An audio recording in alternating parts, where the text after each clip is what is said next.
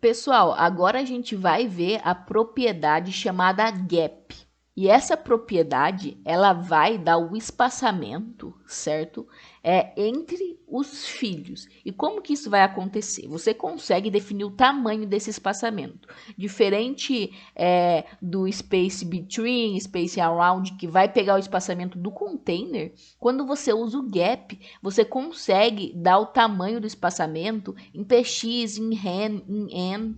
Então, você pode escolher o tamanho do espaçamento. E aí, existe 3 propriedades para fazer esses espaçamentos. Então, a primeira é o gap, certo? Que vai fazer o espaçamento entre os elementos na linha e também da column, certo? Eu consigo definir isso. Então, quando eu coloco o gap 10 só, ele vai fazer tanto o espaçamento da linha como da coluna sendo 10, certo? Aqui no caso, a gente tem o exemplo de 30, certo? Então, eu setei o gap 30, ele vai pegar o espaçamento de 30 entre os itens na linha e também na coluna. E a gente também tem a propriedade chamada row gap, que vai fazer exatamente a questão do espaçamento da linha. E aqui a gente vai ter a column gap, ok? A diferença do gap com o row gap e o column gap é o seguinte: é porque o gap ele vai englobar tanto a row gap como a column gap, né? Aqui, se a gente der uma olhada aqui, né, no exemplo que eu deixei, ele vai pegar o quê?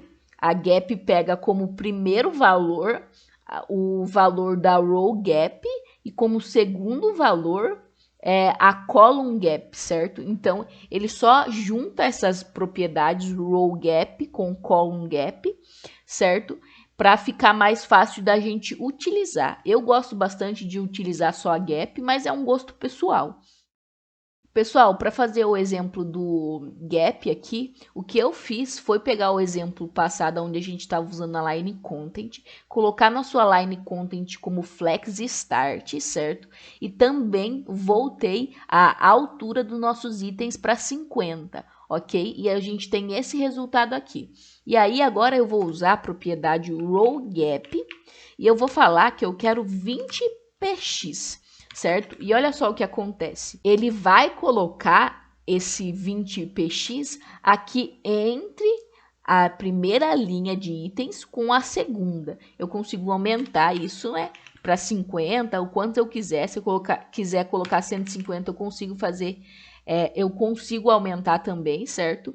Se eu trocar isso para column gap, o que ele faz é colocar o espaçamento agora na column, certo? Então, se eu diminuir, por exemplo, aqui para 20, o que a gente vê é que ele vai colocar esse espaçamento na column, ok? Se eu deixar o row gap aqui, com um espaçamento de 20px também, aí a gente vai ter o espaçamento da column e vai ter o espaçamento da linha, certo? Então, eu posso aumentar, por exemplo, da column para 30 para deixar um pouquinho maior e da column deixar 20. Aí, a gap, ela vai juntar essas duas propriedades. Então, eu posso deixar aumentado essa daqui e vou colocar gap. Se eu coloco só, por exemplo, 20px, ele vai aplicar tanto para column como para row, certo? E se eu colocar, por exemplo, 20 e 40, ele vai aplicar o primeiro para o row e depois o segundo ele aplica para column, certo?